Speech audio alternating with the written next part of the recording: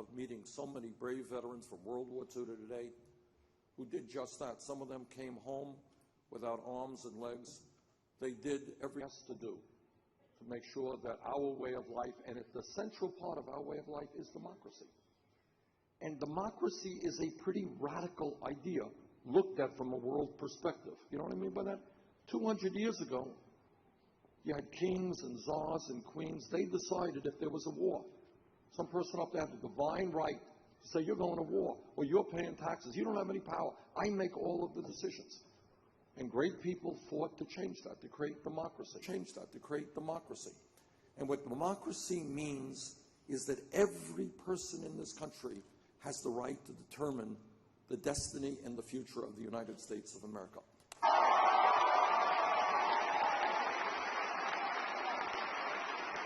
But that democracy, that idea, is being threatened right now. It's being threatened in a number of ways. Number one, as all of you know, 6 years ago, the United States Supreme Court ruled in the Citizens United case. What they said is that billionaires who already own much of our economy should be allowed states government. And what's happened since is people with unbelievable sums of money are now pouring hundreds of millions of dollars into elections. You turn on the TV and you see these ads. They're paid in many cases by super PACs funded by billionaires who want to elect politicians who represent the wealthy and the powerful. Now, when you have one family, the Koch brothers, you know about the Koch brothers. Smart group of people. And a few other billionaires, they are going to spend in this election some $900 million. Got that? That is more money than either the Democratic Party or Republican Party is going to spend nationally. When to all of us, or does it belong to a handful of billionaires?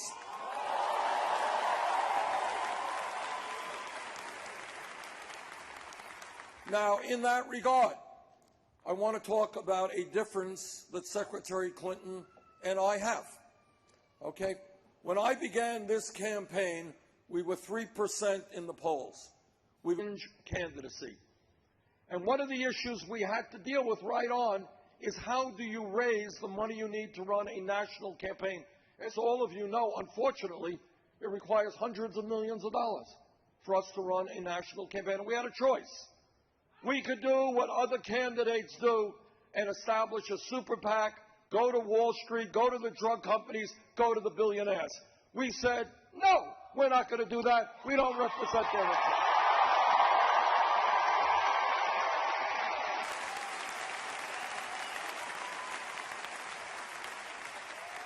Secretary Clinton made a different decision. She established several super PACs.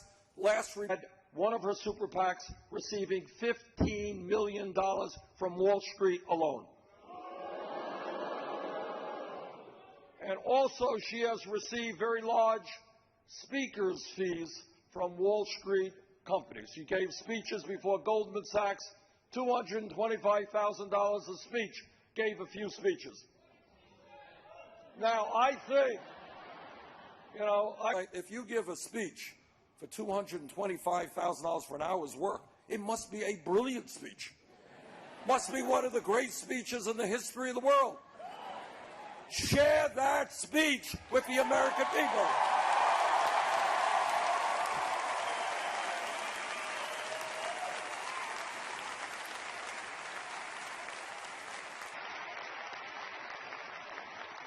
Secretary Clinton says she will do it if other people will do it. Let me proclaim, I will do it. I will release all of the transcripts. I will release all of the transcripts of the speeches I gave behind closed doors or open doors to Wall Street. Here they are.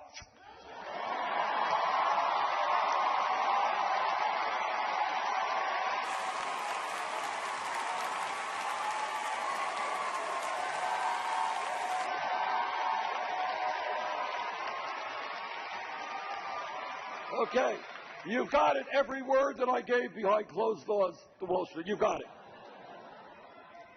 Okay, but here's the point. Here's the point. We have chosen, and this is revolutionary for American politics, we have chosen to raise funds in a very different way. And I am amazed and proud to tell you, and this is revolutionary, that at this point in the campaign, we have received over 5 million individual contributions.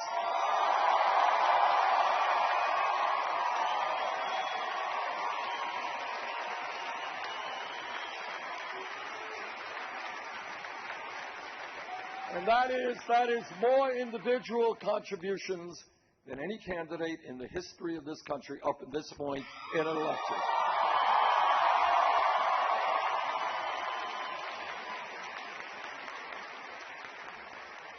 And do you know what the average contribution is? That's right, $27.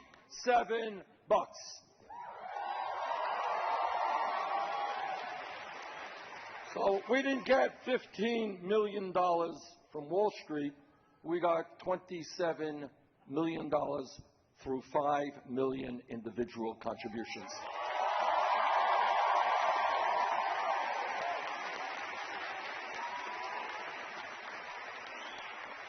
So to paraphrase Abraham Lincoln at Gettysburg, this is a campaign of the people, by the people, and for the people.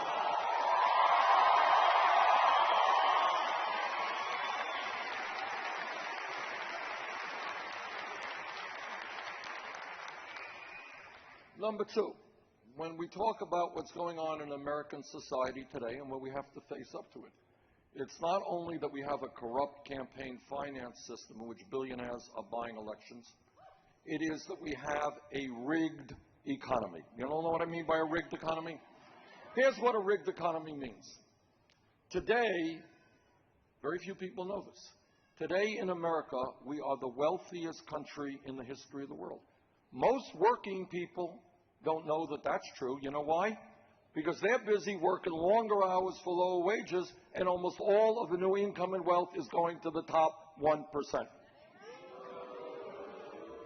Now, I want you to listen to this because you're not going to see this on TV or hear it in the radio too often. They don't report these type of things. Today in America, the top 0.1% now owns almost as much wealth as the bottom 90%. You all understand what I'm saying? 0.1% owns almost as much wealth as the bottom 90%. That's the American economy. Today in America, the wealthiest 20 people now own more wealth than the bottom half of America, 150 million people. I want to tell you about what a rigged economy means. Today in America, one family, the Walton family, the wealthiest family in our country, owns more wealth alone, this is one family, than the bottom 40% of our people. Now, here's what a rigged economy is about. Walton family makes a lot of money from Walmart. Walmart is the largest private sector employer in America, but they pay wages to their workers that are so low that many of their employees are forced to go on Medicaid, food stamps, and subsidized housing, okay? In other words, their wages are so low that people can't sustain their families on those wages. Who is paying for those food stamps, Medicaid, and subsidized housing? You are. So what a rigged economy is about is the wealthiest family in America getting billions of dollars in welfare from working families. You are subsidizing the wealthiest family in America. I think that's pretty stupid.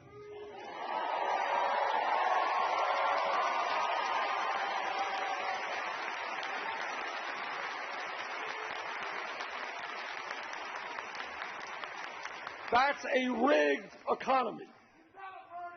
So I say, a lot of Republican governors, they talk about welfare abuse. Poor people are abusing welfare. The largest welfare abuser in America is the wealthiest family in America. And I say to the Walton family, get off of welfare, pay your workers a living wage.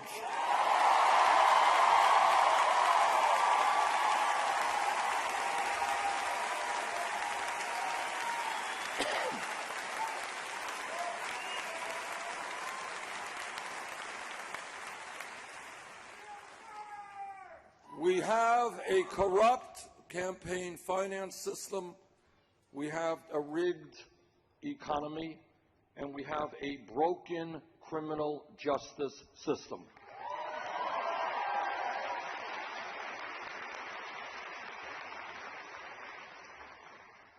Now, what a broken criminal justice system is about is that, and again, these are hard truths. Nobody is happy to hear that.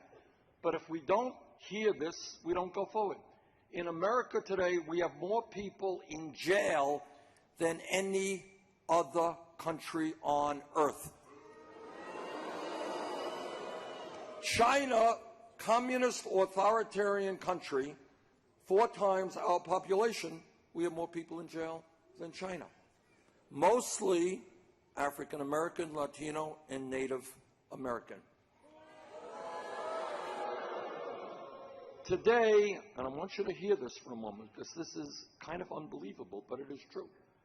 An African-American male baby born in Michigan today born in America today, stands a 1 in 4 chance of ending up in prison during his lifetime. Meanwhile, youth unemployment in this country is off the charts. Did you all know that? We don't talk about it much.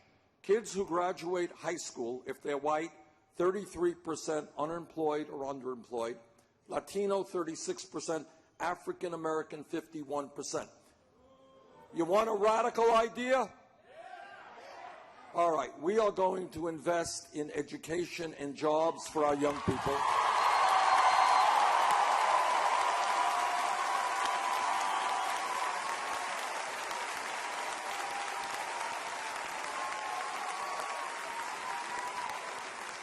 We are going to invest in education and jobs, not in more jails or more incarceration.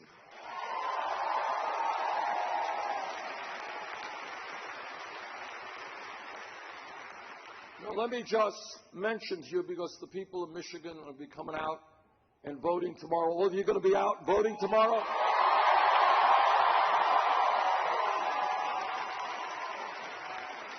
You know, we're kind of on a roll over the weekend, and this is kind of what the political revolution is about. You hear me talking about the political revolution. And what the political revolution means is what I am seeing here today. Seeing large numbers of people, often young people and working people, who are prepared now to get involved in the political process to create a government which works for all of us, not just wealthy campaign contributors.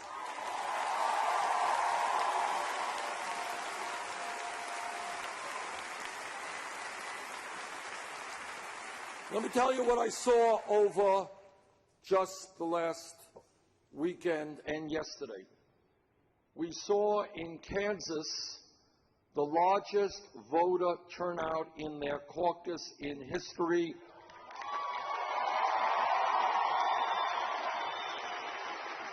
People crowding into rooms, overflowed crowds. We won Kansas by a landslide victory.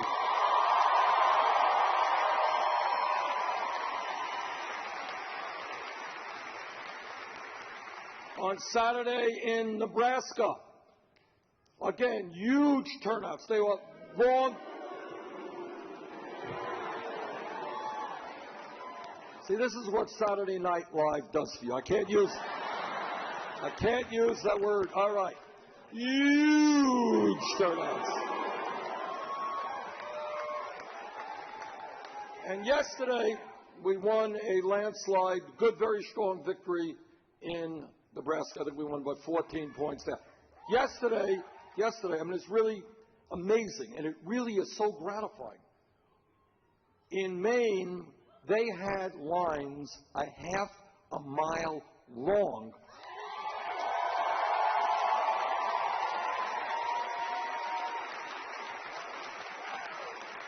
And, you know, Maine is like Vermont. It gets a little bit cold there.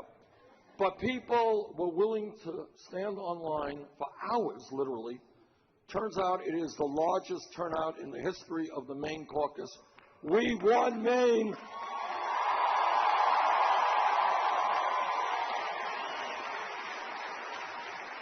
We won Maine by 25, 30 points is what we won Maine. And it is incredible, and it is beautiful. It is so beautiful to see working people and young people coming out trying to reclaim their government.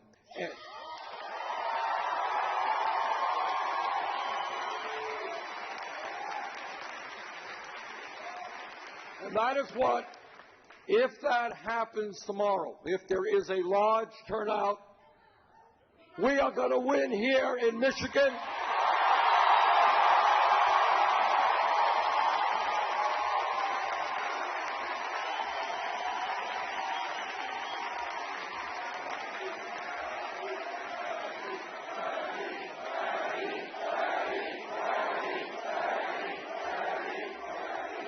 Let me tell you more about a rigged economy and where Secretary Clinton and I have a strong disagreement. In the early 1990s, corporate America, big money interests, decided they want a series of trade policies. Now, trade is not a sexy issue. It is virtually not discussed on media at all, on the television, very few articles about it. But you all know what disastrous trade agreements mean. This is what they mean. They are written by corporate America. And what they say is, why do we in corporate America, in the automobile industry or electronics or any industry, why do we want to pay workers in Michigan or in Vermont or any place in America 25, 30 bucks an hour? Why do we want to give them middle-class wages, benefits, protect environmental laws when we can shut down in Michigan, move to China, move to Mexico, pay people pennies an hour there, and bring our products back into this country? That's it. That's what trade policy has been. That's what NAFTA has been. That is what permanent normal trade relations with China has been. One of the differences between Secretary Clinton and me is she has supported virtually every one of these disastrous trade agreements. These trade agreements have wreaked havoc all over this country. They have resulted in tens of thousands of factories being shut down here, moved abroad.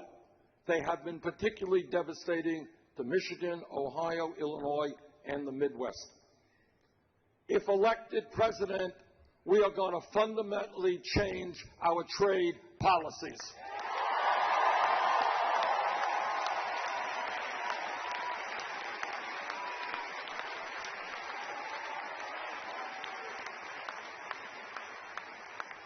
Now, when you get defensive and you have to defend your record of supporting virtually every horrific trade agreement, you say things that are just not quite correct. Last night, Secretary Clinton went out of her way to mischaracterize my history as it relates to the 2008 auto industry bailout. So let me be as clear as I can.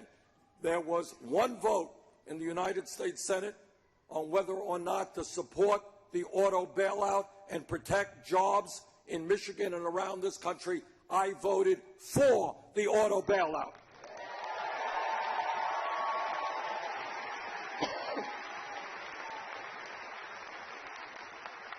That was the one vote. What I did not vote for, and make no apologies, is the bailout of the crooks on Wall Street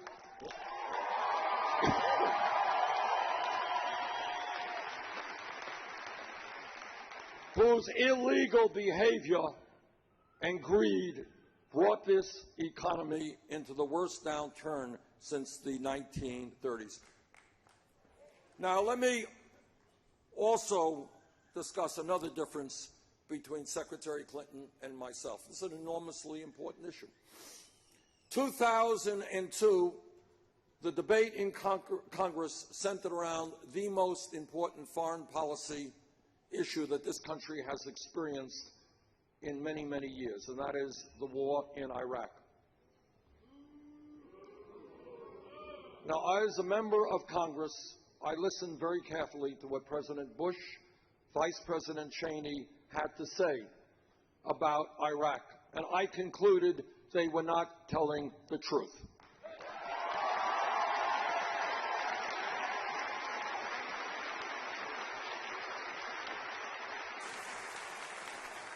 And I voted against that war.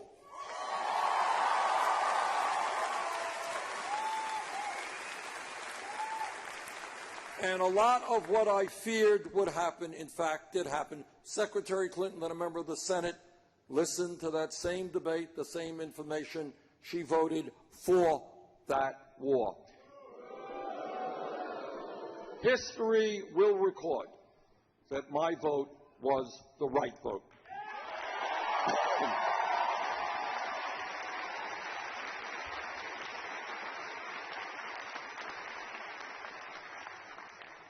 Now, this campaign is asking the American people to think big, not small. To think where we can go as a nation. To understand that in the last 30 years in this country, there has been a massive redistribution of wealth, but it's a redistribution that has gone in the wrong direction.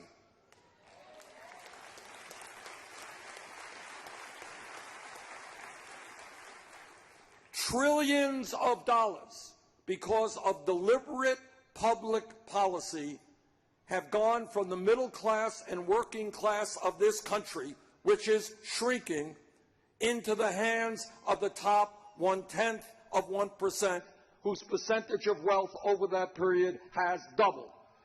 People on top becoming much richer, middle class shrinking. That is the overall economic reality of this country in the last 30 years. Yes, thank you, President Obama, we are in much better shape economically today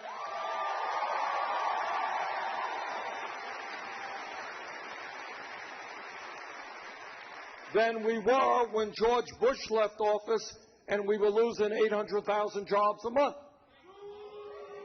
We have made progress, but we have a long, long way to go to rebuild the American middle class. That's what this campaign is about.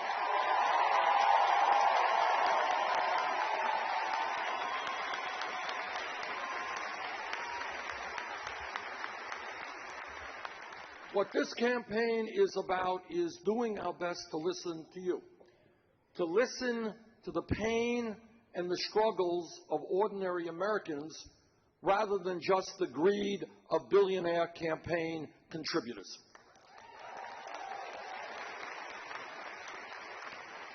So as we go around the country, this is what we hear. We hear from a woman in Nevada who tells me, Bernie, I have a daughter, 6 years of age. I am making $10.45 an hour, and I'm paying off student debt. And with tears coming down her eyes, she's saying, I do not know how I am going to make it. We are listening to millions of people who are earning $8, $9, $10 an hour and are not making it. And that is why, together, we're going to fight to make the minimum wage in this country a living wage.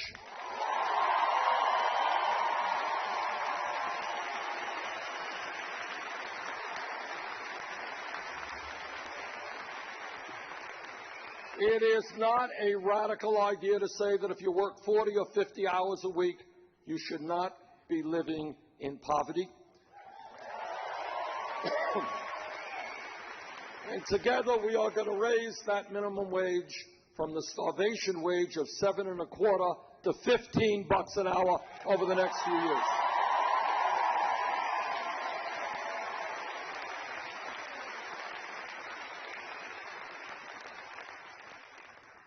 This campaign is listening to senior citizens. Now, one of the things that I want to say, and this is important, is when we discuss real issues, you can't look to the television and you can't look to the corporate media to tell you what the real issues are.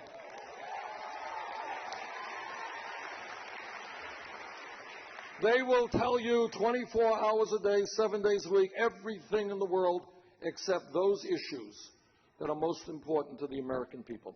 One issue that is not discussed at all, virtually not at all, and we listen to, is the fact that there are millions of seniors in Michigan, in Vermont, all over this country, seniors and disabled veterans who are trying to get by on $11,000 or $12,000 a year. Do you know that?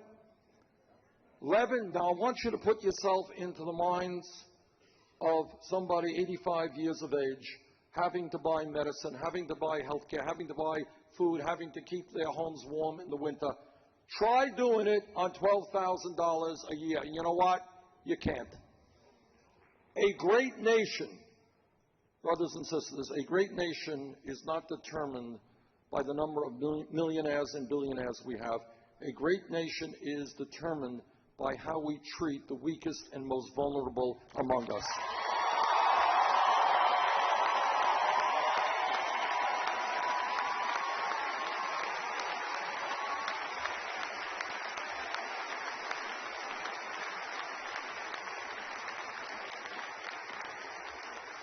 That's what being a human being is about. Now, unbelievably, and I really do say unbelievably, many of my Republican colleagues in the Senate, they think we should cut benefits for disabled vets and elderly people who are on Social Security. I got some bad news for them. And that is, not only are we not going to cut benefits, we are going to expand benefits.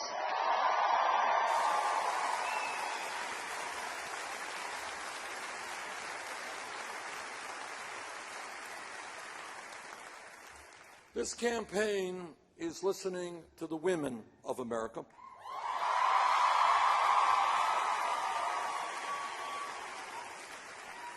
And here's what women are saying. They're saying, you know, Bernie, how does it happen that I go to work in an office and I'm doing the same work as some guy in the other part of the room and I'm making 79 cents on the dollar compared to that guy? And if I'm an African-American woman, that gap is even wider. I know that every man in this room will stand with the women and make sure we have pay equity.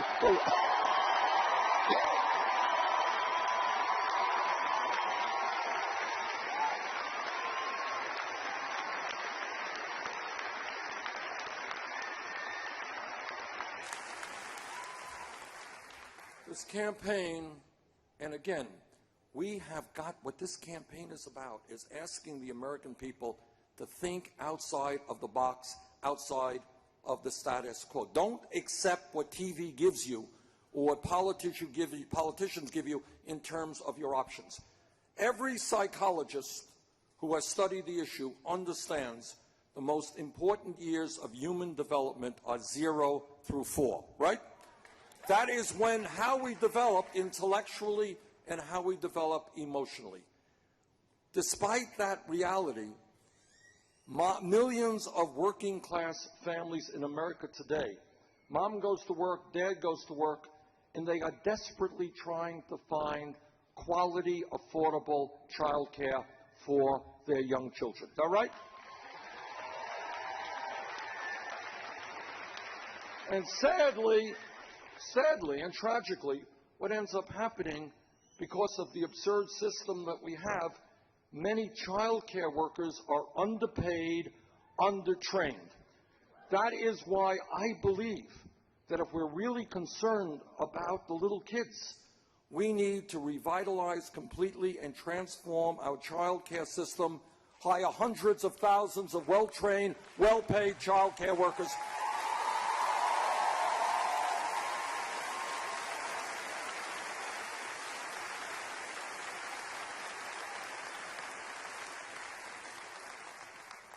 This campaign is listening to our African American brothers and sisters.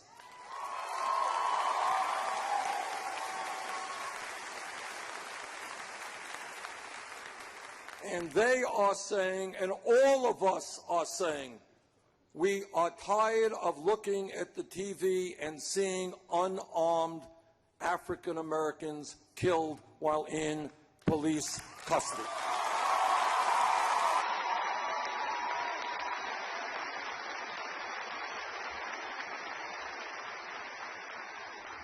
What this campaign is about is fighting to end institutional racism and a broken criminal justice system.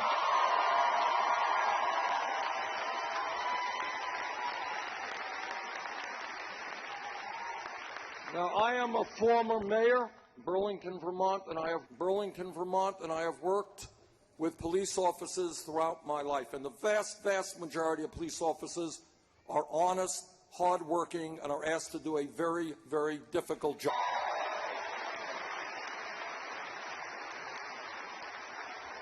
But like any other public official, when a police officer breaks the law, that officer must be held accountable.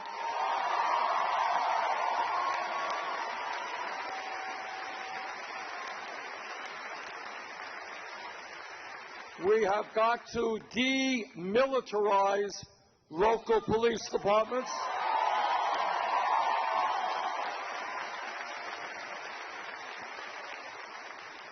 Some police departments literally look like occupying armies. That is not what should be going on in America. Police departments must be part of the community, working to protect the people in the community, not seen as an oppressor force.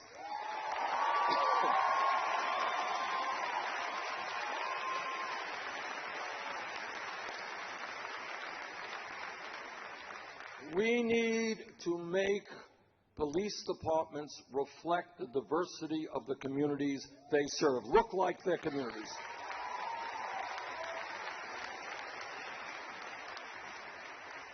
We need to understand that this is a very, very serious problem in my state, in New England. We have a major, major crisis in heroin addiction and opiate addiction. It is a growing problem that has to be addressed. And what we have got to understand is that substance abuse and heroin addiction should be seen as a mental health issue, not a criminal issue.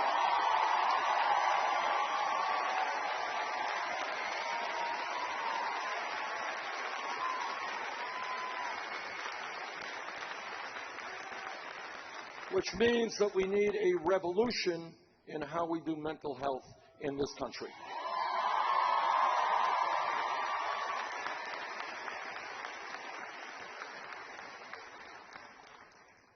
We need to do away with minimal sentencing and give judges more discretion.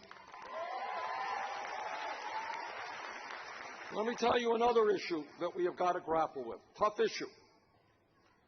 To a very significant degree, the so-called war on drugs has failed.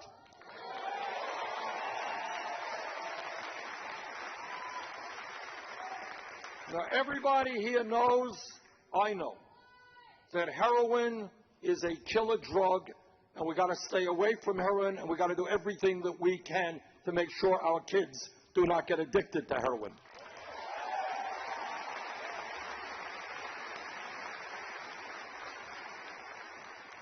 But we also know, and people can argue with us till the cows come home and scientists dispute it, marijuana is not heroin.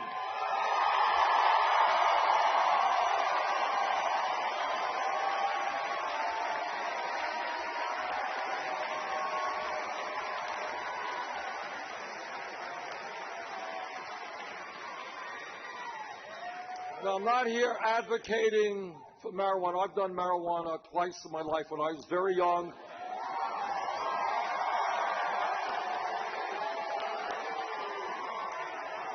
And what it did for me is it made me cough a lot. That was my response. But I gather other people have had different experiences. I don't know. All right, but here is the point. Here is the point, because it's not about marijuana, it's about criminal justice. I didn't know this, until a number of months ago. Over the last 30 years, it turns out that millions of people in this country have criminal records because of possession of marijuana. It turns out that this becomes also a racial issue because studies show black community, white community does marijuana at about equal levels, but blacks are 4 times more likely to be arrested for marijuana than whites. Now, right now, under a provision called the Federal Controlled Substance Act, which lists so-called dangerous drugs, marijuana is listed as a Schedule I drug alongside of heroin. I agree. And that is why I believe we should take marijuana out of the Federal Controlled Substance Act.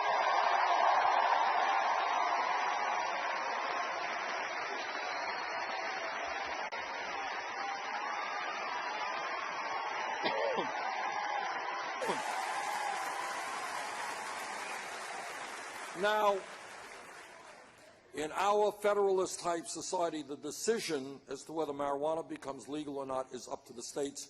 4 states have legalized marijuana. Be a federal crime, and that's why we're going to take it out.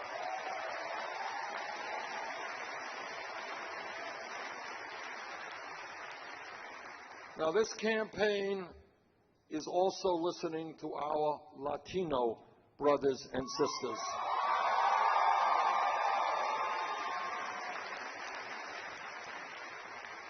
And again, I want you to put yourself in the position of some undocumented people in this country, because I've met with many wonderful people who came to this country for a better life, to try to earn a living, to raise their kids away from violence. What the Latino community is telling me is that they are tired of living in the shadows, of living in fear. They want comprehensive immigration reform, I agree, and a path toward citizenship.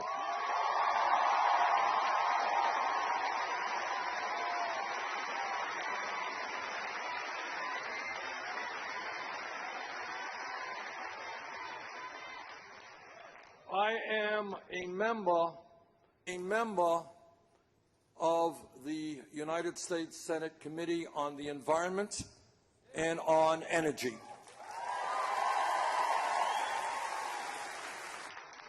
Here is a very simple truth, and it is a scary truth, but you cannot run away from it.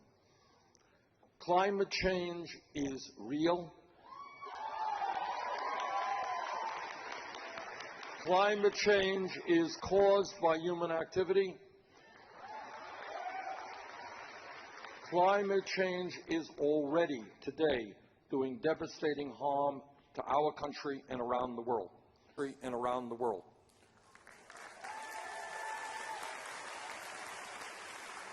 And this is what the scientists, people who know this issue best, tell us. If we do not, and boldly, and I mean boldly, transform our energy system, by the end of this century, not such a long time, this planet, Earth, our only planet, will be between 5 and 10 degrees warmer. And that means more drought, more flooding, more extreme weather disturbances, more acidification of the ocean. Do you know what we are doing to the oceans today? We're destroying them. It means more rising sea levels and the flooding of coastal regions all over the world. It means more international conflict, because when people don't have water and they don't have land to grow their crops, they're going to be fighting with each other, more war. We have got to summon the courage. We have got to summon the courage to take on the fossil fuel industry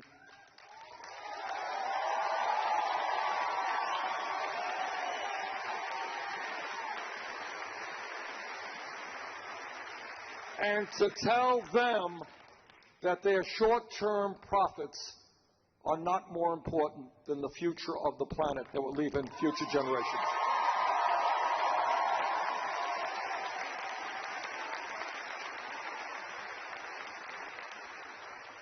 Now, a lot of Republicans go around the country and they talk about family values. Have you heard Republicans talk about family values? They love families. But I want you all to know what they mean by family values. What they mean by family values is that no woman in this room, in this state, in this country should have the right to control her own body. I disagree.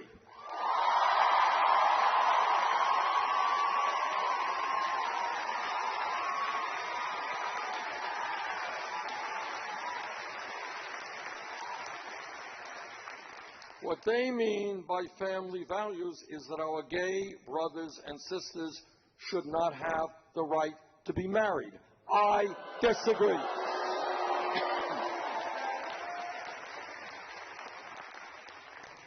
But when we think big, it's important that we believe in family values and we address an international embarrassment. There is one major country on earth that doesn't guarantee paid family and medical leave. We are it. And you know what that means? It means that a woman today in Michigan or Vermont is giving birth, and that is an extraordinary day for that woman, for that family, pretty big day for the baby as well. But here's what is also happening, and I want you to think about it for a second. If that woman in Michigan or Vermont is a working class woman and she doesn't have a whole lot of money, she gives birth today, what happens 2 weeks from now? That's right, she is forced, think about this, forced to separate herself from this new baby because she needs to go back to work, earn enough income to take care of her growing family. That is unconscionable. We are one of the few countries in the entire world that allows that to happen. And that is why together we are going to pass paid family and medical leave.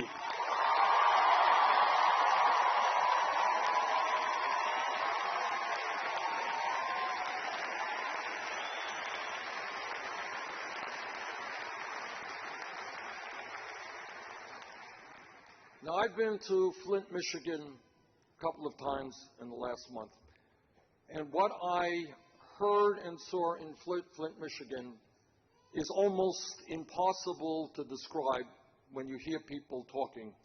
And the one thought and one feeling that you have is, how could, in the United States of America, in this great country in the year 2016, children be poisoned by a completely broken water system, which is poisoning the children? How could that happen in America? And that is why, among many other things that has got to happen, months ago, I asked for the resignation of Governor Snyder.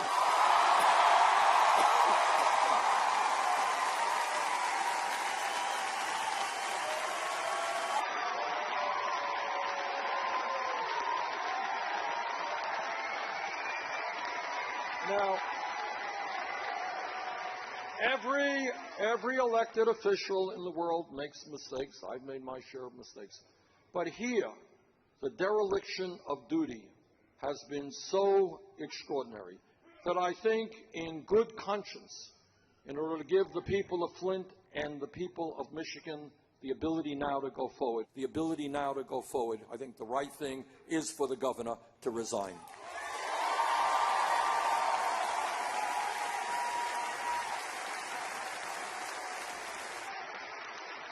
But what I also want to say to you, while Flint may be the worst example in America, the most severe case, if you think that Flint is the only city in America struggling with a collapsing infrastructure, you would not be right. And that's why I have proposed, and this is thinking big, to rebuild our water systems in Flint and all over this country.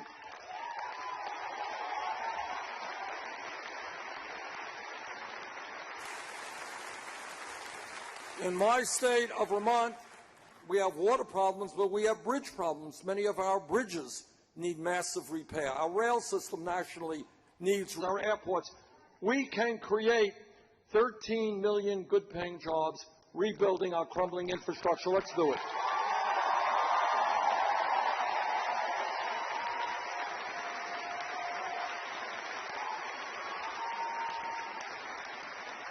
Now, and here gets to another point about thinking big and having courage. People say, well, Bernie, you're right.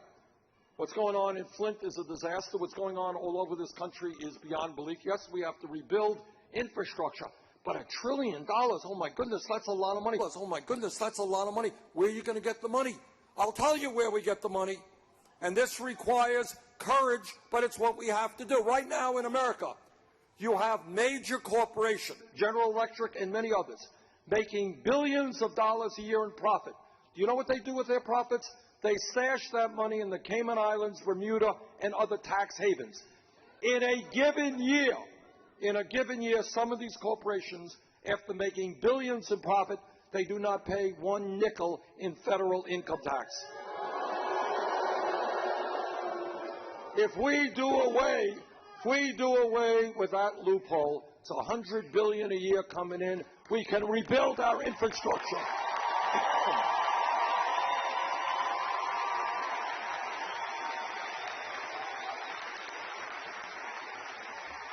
It is more important to rebuild the Flint water system, the Detroit school system, than to give tax breaks to profitable corporations.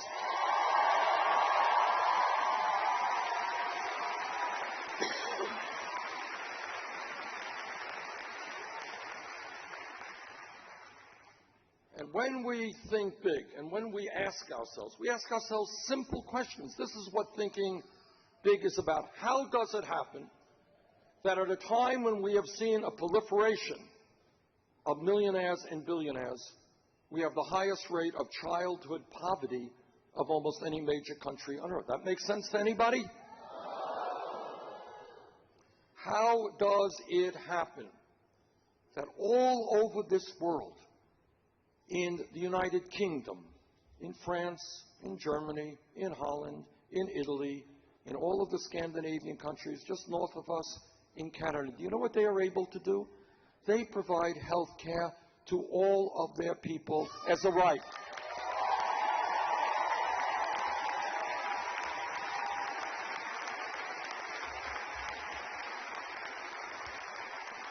So here is a simple question.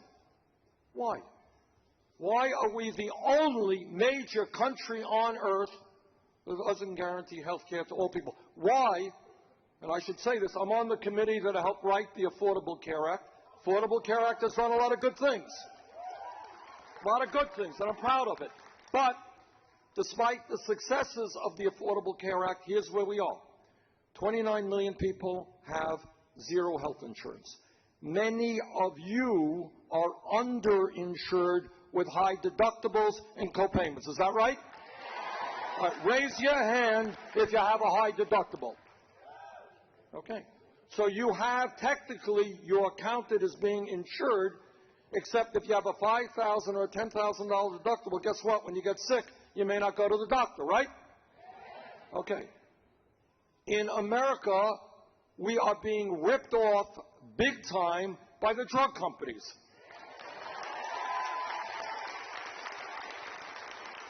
Today, you can walk into the pharmacy, your local pharmacy, and say, "Hi, I want to get my medicine," and you find that the medicine you've been using for years, price has doubled or tripled.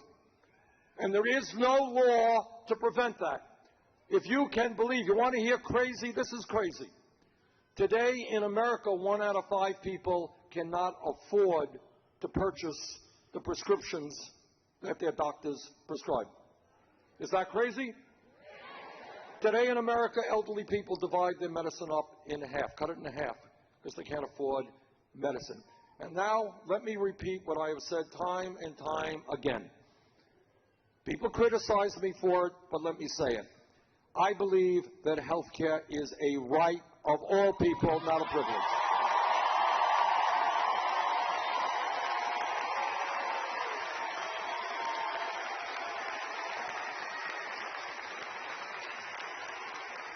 And that is why I believe that the United States should join the rest of the industrialized world, pass a Medicare for all health care program.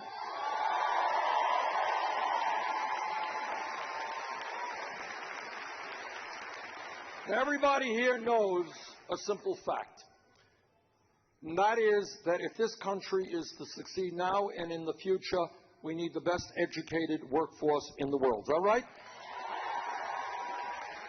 We all know that learning and education is part of what being a human being is about.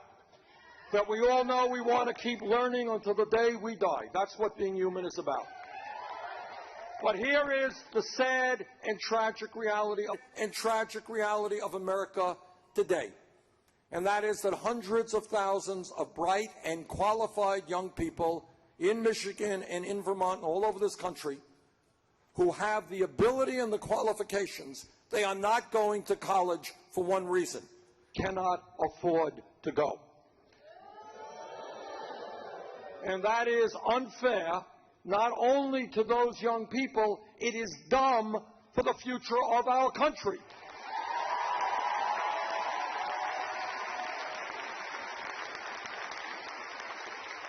How many brilliant scientists and doctors and engineers and educators are not going to get the education that they need in order to do that work? All right, so what I believe, here's the other thing. Public education today, free public education in Vermont and Michigan, first grade through 12th grade, right? Everybody goes to public. That was a great idea developed by smart people 50 or 100 years ago. But you know what? Today, in many respects, a college degree is the equivalent of what a high school degree was 50 years ago. Right? 50 years ago, you had a high school degree. You're in pretty good shape. You can go out and you got a damn good job. Today, by and large, that is not the case. That is not the case. Because the world has changed, technology has changed, and people need more education. That is why I believe that in the year 2016, when we talk about public education, we've got to be talking about making public colleges and universities free.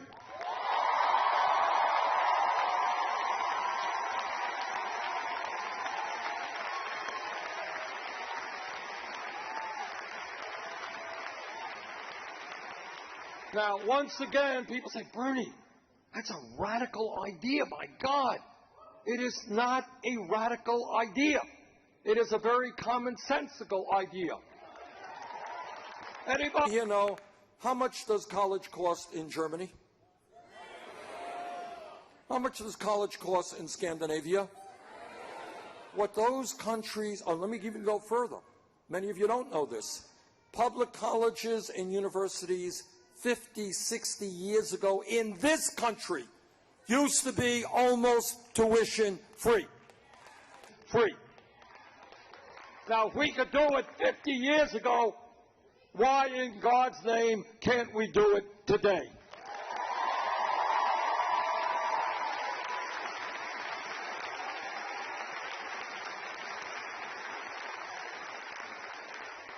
And second, related issue, huge issue. Oh, God.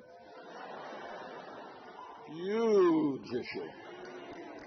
Okay. Millions of people in this country today are really being burdened and crushed by very high student debt. How many people in this room have student debt? Oh, well, look around, look around. All right. What kind of student debt are we talking about? How much are we talking about? Okay, now what, 50? 40,000? 70,000? How much? 80,000? $88,000. 100,000. This is like a Vermont auction. I don't know, 100,000? All right, here's what I've seen all over this country. And here is thinking big and outside of the box. This is what the system does not want you to do. Okay, number one, in my view, and I think in many of your views, in the year 2016, with the changing world, every kid in this country, regardless of the income in his family. I grew up in a low-income family. My parents didn't go to college, so I know something about this. Every kid in this country who does well in school should have the right to get a higher education. Second point. All right. Second point, think outside of the box. Why is it that people in this room, young woman back there, is now having to pay off a debt of $100,000, which I suspect she will be having to pay off for decades? And that means you're not going to be able to have, and I've talked to people paying 20, 25% of their limited incomes paying off the student debt for decades.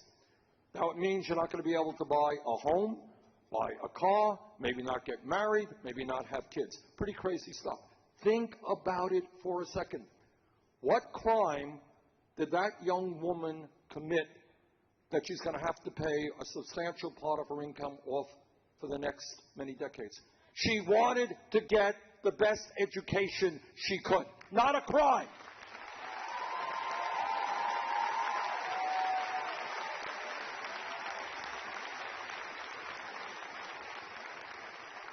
She did, and many of you did, exactly what we tell you to do. Go out and get the best education. We need you to have all of the intellectual capabilities you can acquire. You can grow, so you could do the cutting-edge work that our society demands. We should not punish people for getting a higher education. We should reward them.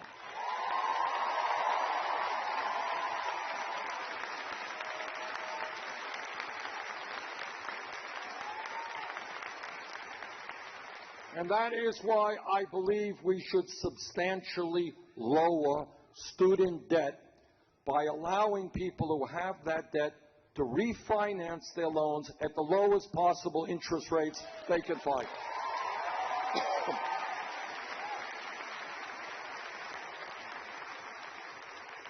Now, once again, people say, well, Bernie, you're Santa Claus, you're giving away free stuff.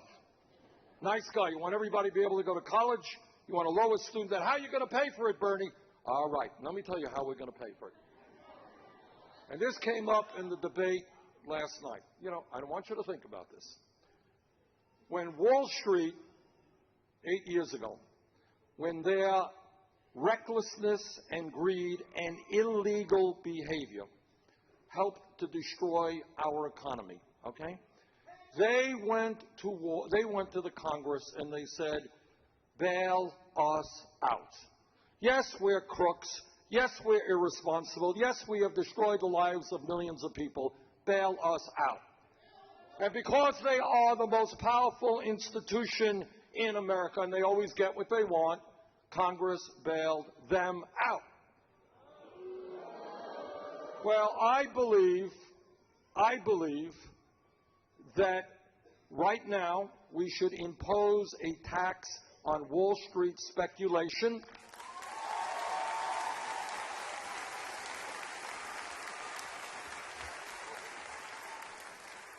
And when we do that, we raise more than enough money to make public colleges and universities tuition-free and lower student debt.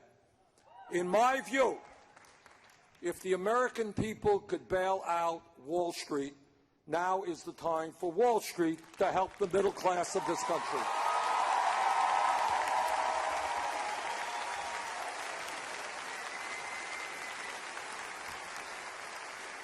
See, all of these issues come down to one fundamental point, and this is a real difference between Secretary Clinton and myself. Nothing that I have said to you today, raising the minimum wage to $15 an hour, creating millions of jobs, rebuilding Flint and our infrastructure all over this country, making public colleges and universities tuition-free, reducing student debt, leading the world in combating climate change, protecting our senior citizens and our veterans. None of these ideas are radical. But what they do require, and this is the difference between Secretary Clinton and myself, it does require us having the courage to take on the pharmaceutical industry and the insurance companies and Wall Street and the fossil fuel industry.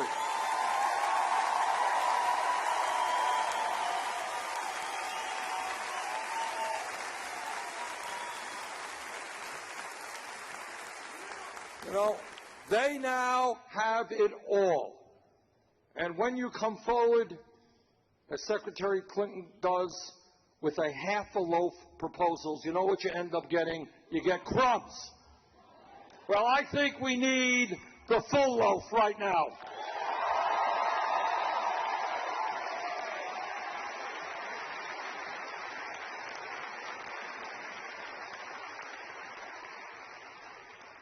Now, one of the other charges being made against me is people say, well, Bernie, you're a nice guy, you got good ideas. You cannot defeat a Republican candidate for president. Let me dissuade you of that. Poll just came out the other day, here in Michigan. This is what it said. It said, good news, said Secretary Clinton here in Michigan would defeat Donald Trump by 16 points. That's really good. It said Bernie Sanders would defeat Trump by 22 points.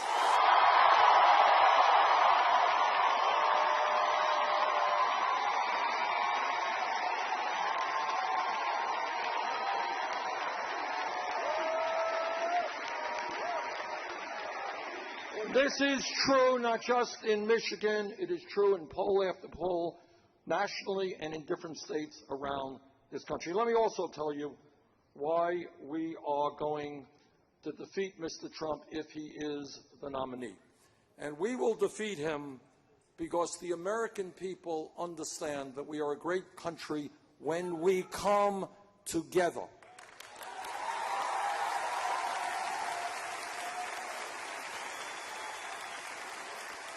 Mr. Trump thinks it is acceptable to insult Mexicans and Muslims. He thinks it is acceptable to insult women and veterans.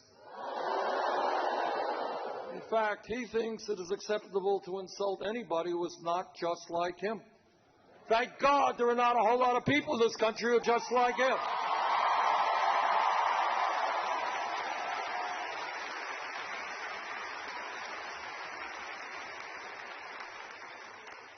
We will defeat Mr. Trump because we understand that as human beings, we are here to help and support each other.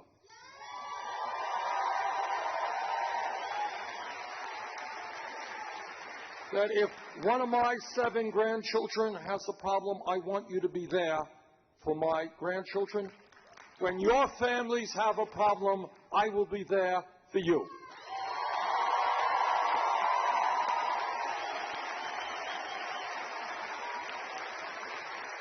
And when we stand together and support each other, we are whole and we are strong. Mr. Trump, I believe that community will trump,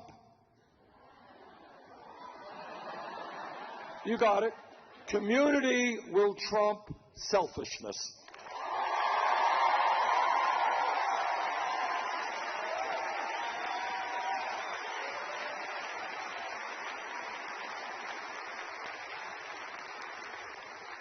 Every religion in the world, Christianity, Judaism, Buddhism, Islam, whatever the religion is, always ends up coming down to the same thing. And what every religion in the world says, and what is about this campaign is about, that at the end of the day, love trumps hatred.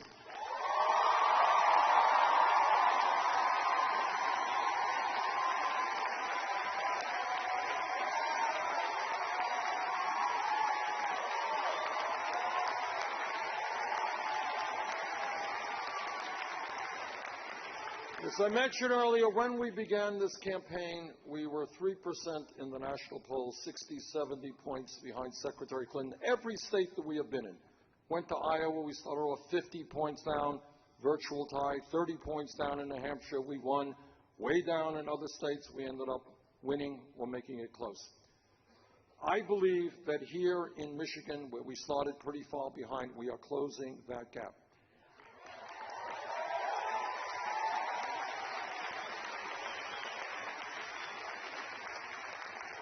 If there is a large voter turnout tomorrow in Michigan, we win. Please come out and vote.